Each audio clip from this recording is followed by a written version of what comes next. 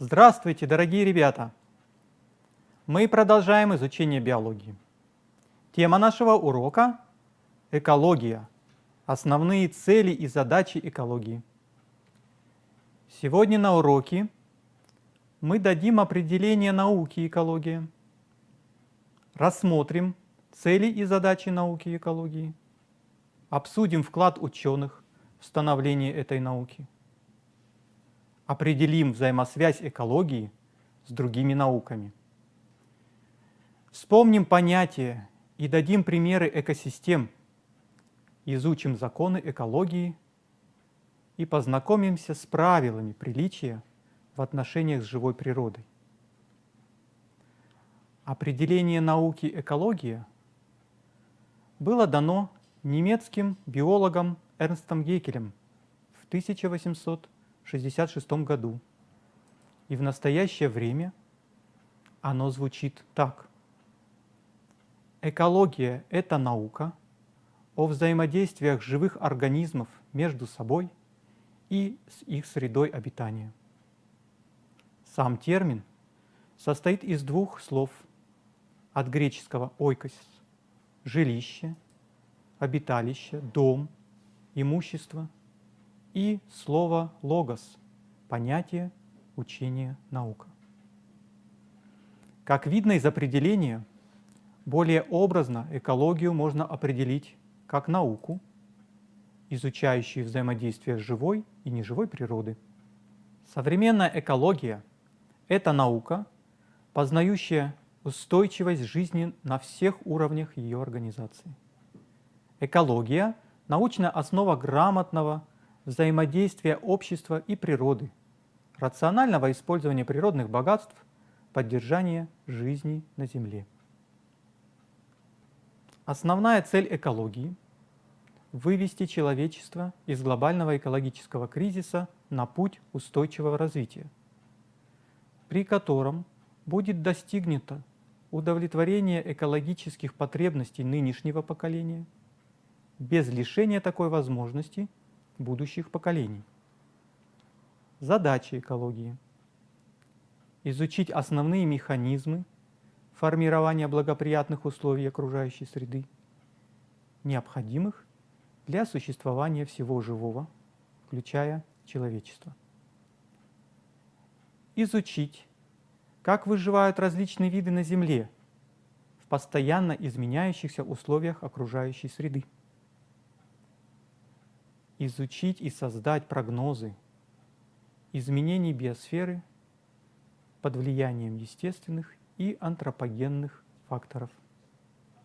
Оценить состояние и динамики природных ресурсов и экологических последствий их потребления. Разработать методы управления качеством окружающей среды. Формировать понимание проблем биосферы и экологическую культуру общества. Другими словами, экология пытается объяснить, почему те или иные растения и животные встречаются только в определенном месте, почему так много организмов одного типа и так мало другого, какие изменения могут вызывать их взаимодействие на данной территории, как функционируют биологические системы, как образуются и используются органические соединения в них, как происходит круговорот элементов и веществ в природе. Карл Линней, который в своих работах описал принципы равновесия в природе, отмечал важность влияния климатических условий на живые существа и описал пищевые взаимодействия между живыми организмами. Жан-Батист Ламарк, который в 1803 году ввел понятие о биосфере и описал взаимодействие организмов и окружающей среды. Чарльз Дарвин, который помимо своих работ в области эволюционной теории изучал продуктивность и состав сообществ, описал взаимодействие хищника и жертвы на примере кошки и мышки. Дарвин отмечал важную роль птиц в распространении семян. Владимир Иванович Вернадский, который развил учение о биосфере, он также является основателем науки биогеохимии. Современная экология – это ряд научных отраслей и дисциплин, взаимосвязанных между собой. Так, можно выделить несколько научных направлений в экологии, таких как аутэкологию, исследующую индивидуальные связи отдельного организма со средой, популяционную экологию или демэкологию, занимающуюся отношениями между организмами, которые относятся к одному виду и живут на одной территории. Синэкологию, комплексно изучающую группы сообщества организмов и их взаимосвязи в природных экосистемах. Кроме того, выделяют глобальную экологию, изучающую всю биосферу в целом. Если рассматривать экологию как комплекс научных дисциплин, то можно выделить такие науки, как общая экология, изучающая основные закономерности взаимодействия организмов и условий среды. Теоретическая экология, которая исследует общие закономерности организации жизни, в том числе в связи с антропогенным воздействием на природные системы. Прикладная экология изучает механизмы разрушения биосферы человеком и способы предотвращения этого процесса, а также разрабатывает принципы рационального использования природных ресурсов. Из прикладной экологии можно выделить следующие научные направления. Экология биосферы, изучающая глобальные изменения, происходящие на нашей планете в результате воздействия хозяйственной деятельности человека на природные явления. Промышленная экология, изучающая влияние выбросов предприятий на окружающую среду и возможности уменьшения этого влияния путем совершенствования технологий и очистных сооружений. Сельскохозяйственная экология, изучающая способы получения сельскохозяйственной продукции без истощения ресурсов почвы при сохранении окружающей среды. Медицинская экология, изучающая болезни человека, связанные с загрязнением окружающей среды.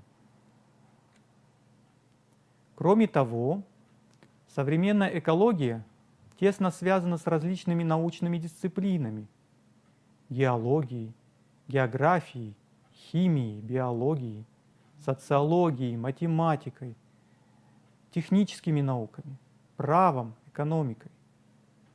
На стыке этих наук и экологии рождаются новые научные направления со своими задачами, методами и областями исследований. Относительно недавно появилось новое направление – социальная экология, которая изучает планету Земля, а также космос как жизненную среду социума, а также экология человека как часть социальной экологии, рассматривающая взаимодействие человека как биосоциального существа с окружающим миром. Как вы знаете, современная биология рассматривает жизнь на планете Земля как совокупность соподчиненных биологических систем.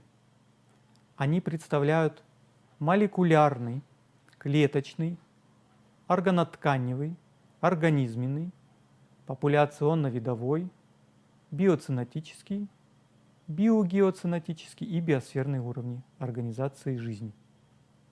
Экология же, как наука, изучает следующие биосистемы: организмы, популяции, биоценозы или сообщества, геоценозы или экосистемы и биосферу, и их закономерности взаимодействия. Одним из важных понятий и объектов исследований в экологии является понятие экосистема. Экосистема – это устойчивое сообщество растений, животных и микроорганизмов, находящихся в постоянном взаимодействии с компонентами атмосферы, гидросферы и литосферы. Данный термин был предложен в 1935 году английским экологом Артуром Тенсли. Примером экосистемы может служить пруд с обитающими в нем растениями, рыбами, беспозвоночными животными, микроорганизмами, составляющими живой компонент этой системы. Для пруда как экосистемы характерны донные отложения определенного состава, химический состав, как, например, ионный состав, концентрация растворенных газов, и физические параметры, прозрачность воды, сезонный ход температуры и так далее, а также определенные показатели биологической продуктивности, трофический статус водоема и специфические условия данного водоема. Важно отметить, что в экосистему постоянно поступает энергия извне в виде солнечных лучей или физико-химической активности литосферы, как, например, вулканической деятельности. Для нормальной экосистемы также характерен баланс производства и разрушения органических веществ. За счет круговорота химических веществ в природе экосистемы взаимодействуют друг с другом, поддерживая показатели этих веществ в природе на определенном заданном уровне. Еще одним важным свойством экосистем является их постоянная конкуренция, и победителем в этой конкуренции являются те экосистемы, которые наиболее эффективно поддерживают благоприятные условия существования всех живых существ на планете. Важно отметить, что здесь мы говорим о естественных, не нарушенных человеком экосистемах. Антропогенные экосистемы сильно отличаются от естественных экосистем. Они сильно изменены, и производимая ими продукция изымается человеком, что приводит к разрыву некоторых круговоротов важных для жизни химических веществ. Такие экосистемы без усилий со стороны человека не могут существовать долго, и кроме того, такие экосистемы не создают регуляции благоприятных условий существования для всех живых существ, наряду с человеком используют эти условия.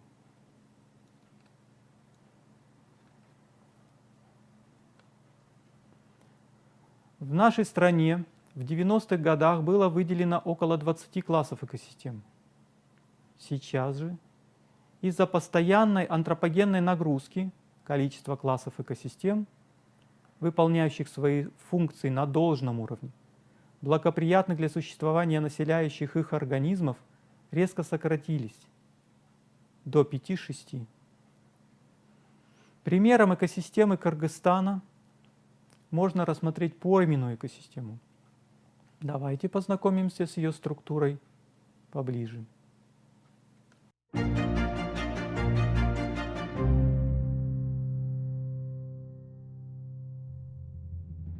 Одними из важнейших лесных экосистем для нашей страны являются приречные пойменные леса. По словам известного центральноазиатского ученого профессора Шукурова, своим уютом и надежностью кыргызские юрты во многом обязаны приозерным и приречным пойменным лесам, которые испокон веков давали материал для деревянного, легкого и прочного остова. Дух Тугаев сопровождал кыргыза от прихода в этот мир до ухода в мир иной. Когда стали строить дома и помещения для скота, тоже в ход пошла древесина из пойменных лесов. Пойменный лес – уникальный симбиоз деревьев, кустарников и трав, которые своими корнями надежно сохраняют берега от размывания, а русла реки удерживают на одном месте. Там, где ручьи и реки, по берегам покрыты густыми зарослями деревьев и кустарников, реки полноводнее, часто встречаются родники и ручьи. Ненарушенный, здоровый пойменный лес – это уникальная экосистема, которая сама расширяет зону своего существования, удерживая и привлекая влагу, делая более мягким и влажным местный климат, стимулируя выпадение осадков. Во многом частота и разрушительность пожаров, засухи, наводнений, а также разрушительных ветров в значительной мере провоцируется нарушением лесного покрова. Неразрушенные пойменные сообщества обладают большим видовым разнообразием. По ним расселяются многие представители растительного и животного мира. Они поддерживают единство и нормальное функционирование соседних с ними экосистем. В пойменных сообществах обитает большое количество насекомых, в том числе защищающих прилегающие к пойме поля и луга от различных вредителей. Нарушенная пойменная экосистема не в силах удержать разрушительную силу горной реки, предотвратить частоту и масштабы ущерба от паводков и селей. Кроме того, такая экосистема снижает уровень увлажненности и приводит к осушению окрестностей рек за счет дренирования подземного стока. Местные сообщества – это реальная сила для сохранения природного богатства Кыргызстана. Часто установка местных жителей направлена только на потребление природных ресурсов без учета природных ограничений. Правильной и эффективной стратегией является сохранение тугайных лесов, чтобы они сами продолжали делать полезную для человека работу. Забота о сохранении и восстановлении живой природы должна быть одной из ключевых задач местных органов власти. Ненарушенные поймы Кыргызстана сохраняют и очищают воду, создают микроклимат и обеспечивают благополучие сельскохозяйственных территорий вокруг рек. Сохраним естественные поймы Кыргызстана. Они залог благополучия местных сообществ. Многие явления в природе подчиняются экологическим законам. Примерами таких экологических законов могут служить 4 закона афоризма американского ученого-эколога Барри Коммонера. Все связано со всем. Это первый закон, предложенный Барри Коммонером. Этот закон говорит нам о необходимости искать и изучать природные истоки событий и явлений. Кроме того, данный закон показывает, что наше воздействие на одних животных в природе может оказать негативное влияние и на других. К примеру, использование опасных химикатов для уничтожения вредителей на высокогорных пастбищах через пищевые цепи за счет поедания данной травы копытными может нанести непоправимый вред, например, популяции снежного барса, которые будут охотиться на козерогов, питавшихся отравленной травой. Все должно куда-то деваться. Это второй закон. Здесь имеется в виду, у природы нет не только плохой погоды, но и отходов. Все, что производится, то и потребляется. Нарушение этого закона приводит к накоплению неперерабатываемых природой отходов, что в конечном счете негативно влияет на самого человека. Третий закон. Природа знает лучше. Этот закон утверждает, что любое крупное вмешательство человека в природные системы часто оказывается для природы вредным. На основании этого закона человеку необходимо строить отношения с природой. Не следует торопиться улучшать природу. Примером же выполнения этого закона могут служить нарастающие проблемы в виде селей и паводков при уничтожении лесов, растущих по берегам горных рек. Сама растительность по берегам рек регулирует интенсивность стока воды. Чем меньше растительности, тем сильнее и разрушительнее стихийные бедствия. Природа знает лучше, где должен расти лес, а где должны быть луга. Четвертый закон. Ничто не дается даром. Иными словами, за все надо платить.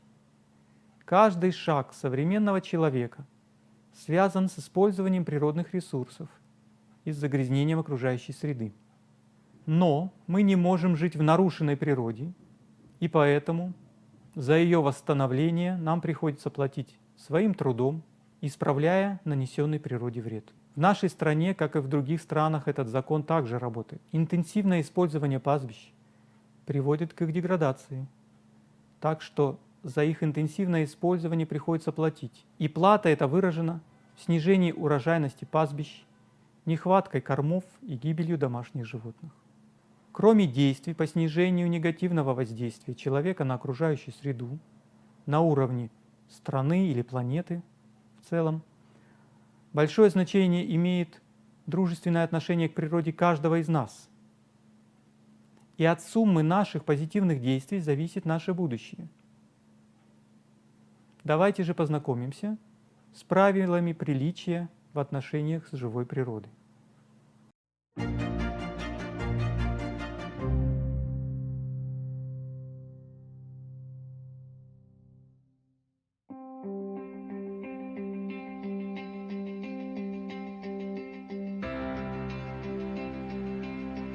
Не вырастил, не отбирай у природы.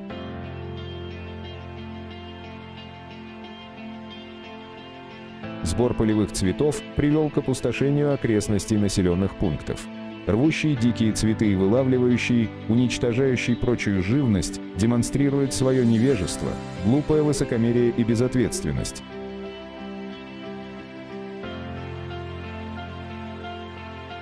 Порядочный человек не позволит себе оставлять мусор, ломать ветви, устраивать шум песнями, криками, музыкой, разводить костры и делать прочие гадости на лоне природы.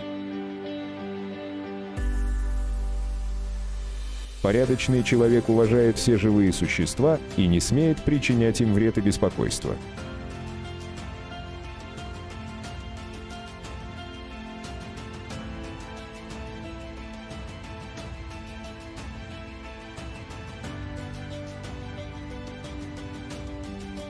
Не уходи с тропы.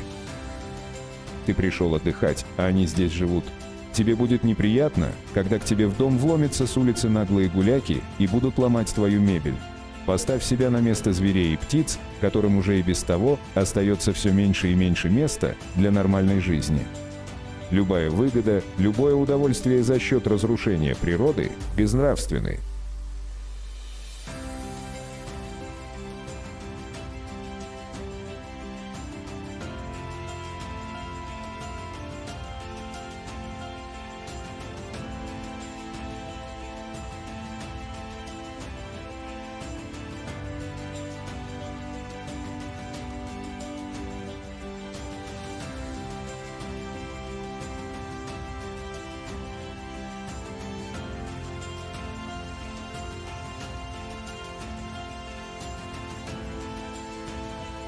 Если ты забрал у дикой природы пространство под жилье, предприятия, дороги и прочие свои нужды, то восстанови естественные экосистемы, особенно леса, настолько, чтобы покрыть нанесенный экологический ущерб.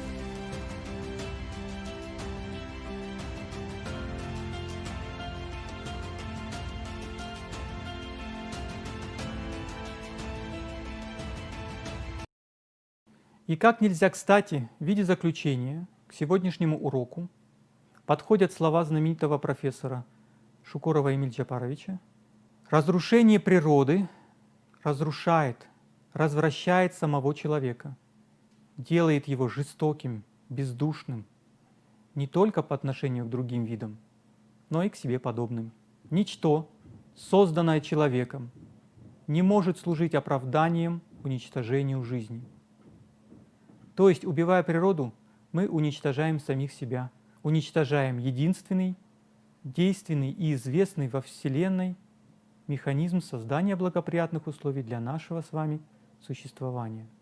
Таким образом, сегодня на уроке мы дали определение науки экология, рассмотрели цели и задачи экологии, обсудили вклад ученых в становление этой науки, определили взаимосвязь экологии с другими науками, вспомнили понятия и дали определение экосистем, изучили законы экологии, познакомились с правилами приличия в отношениях с живой природой. Обратите внимание также на информационные ресурсы, которые были использованы для подготовки к уроку. Надеюсь, сегодняшняя тема была для вас понятной, полезной и интересной. До свидания.